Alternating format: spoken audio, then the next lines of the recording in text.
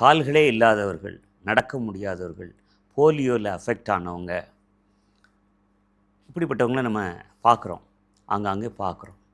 காலே இல்லாத ஒரு மனுஷன், அவனுக்கு கால் வளருமா?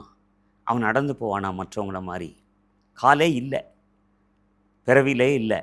அவனால் கால் வளர்ந்து உங்களை மாதிரி என்னைய மாதிரி நடக்க முடியுமா? நடந்திருக்குது. ஸ்மித் விக்கிள்ஸ்வர்த் ஒரு சாதாரண பிளம்பர், படிப்பறிவில்லாத ஒரு பிளம்பர்.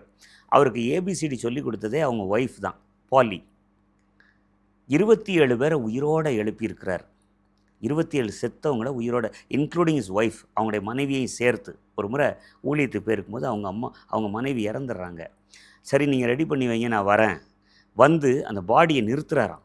நிறுத்தி, மரணமே உன் கூரெங்கே, பாதாளமே உன் ஜெயமெங்கன்னு சொல்லி, நான் இல்லாத நேரத்தில் உயிரை எடுக்கிறதுக்கு உனக்கு எங்கேருந்து அதிகாரம்னு சொல்லி அந்த அம்மா உயிரோடு வர்றாங்க. இதை விக்கிள்ஸ்வர்த் ஒரு முறை ஒரு வீட்டுக்கு போகிறார். ஒரு வீட்டுக்கு போய் 2 பேர் பேசிகிட்டு இருக்கிறாங்க. ஒரு வீட்டுக்கு சாப்பிட கூடுறாங்க, போகிறாங்க. 2 பேர் டைனிங் டேபிளில் உட்காந்து பேசிகிட்டே இருக்கிறாங்க. அலங்கார வாசல் சப்பானியை குறித்து பேச்சு வருது. ஸோ 2 பேரும் பேசி முடிச்சுட்டு அவங்கவுங்க ரூமுக்கு போய் படுக்க போகிறாங்க. அப்போ தான் தெரியுது, அது வரைக்கும் அங்கே அவர் உட்காந்து பேசியிருந்தவருக்கு 2 காலும் இல்லை. அவர் பார்த்துட்டு சொல்கிறாரு, நாளைக்கு காலில் போய் ஷூ வாங்கிக்கிறங்க, அவனுக்கு ஷூ வாங்கி போட்டுக்குங்க. அவருக்கு ஒரே ஆச்சரியம். ஆனாலும் விக்கிள்ஸ்வர்த் சொல்லுவார், விக்கிள்ஸ்வர்த் ஒரு வார்த்தை சொல்லுவார், செத்தவனை குணமாக்குறதுக்கும் பல்லு வலியை குணமாக்குறதுக்கும் கர்த்தருக்கும் 2 ஒன்று தானா, ஒரு வித்தியாசமே கிடையாது. பல்வலி இருக்குது, பல்வலியை சுகமாக்குறது ஒன்று தான் ஆண்டவருக்கு, செத்தவனை உயிரோட எழுப்புறதும் ஒன்று தான். அவ்வளோ ஒரு விசுவாசம் அப்போஸ்தலன் சொல்லுவார். சரி, இவர் போகிறார். அடுத்த நாள் காலையில் நேராக போய் ஒரு ஷூ கடையில் போய் நிற்கிறார். கடை திறக்கிறதுக்கு முன்னாலே போய் நின்றுறாரு. வந்து பார்க்குறான், என்ன வேணும் அப்படின்னு. இது மாதிரி எனக்கு ஷூ வேணும். சொல்கிறார், இந்த மாதிரி ஆர்டிஃபிஷியல் லிம்ஸ்லாம் செய்யக்கூடிய இடம் இல்லை, இது அப்படி கடை இல்லை, இது வந்து நார்மலாக இல்லை, எனக்கு வேணும், ஷூ வேணும். அவன் சொல்லி பார்க்குறான். கடைசியில் இவர் கேட்கவே இல்லை. அவன் சொல்கிறான், சரி என்ன நம்பர் வேணும்? 10ஆம் நம்பர் வேணும்.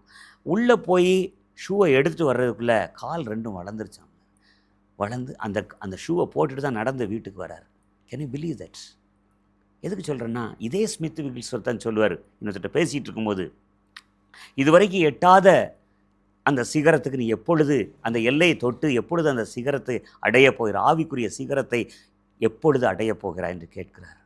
ஸ்மித் விக்கிள்ஸ்வர்த்துடைய அதே தேவன் இன்றைக்கும் உயிரோடு இருக்கிறார். இன்றைக்கும் அவர் மாறாதவர். அவரை கொண்டு செய்தவர் நிச்சயமாக உங்களை என்னையும் கொண்டு செய்ய வல்லவராக இருக்கிறார். ஸோ அவர் தன்னை ஊற்றி ஜெபிப்பாராம். பயங்கரமான, அவர் வந்து ஒரு இரும்பு மனிதர்னு சொல்லுவாங்க. கர்த்தர் அந்த மாதிரி காரியங்களை நம்முடைய வாழ்க்கையில் நம்ம மூலமாக செய்யும்படியாய் ஜெபிக்கலாம். கர்த்தர் பெரிய காரியங்களை செய்வார். ஆமென்.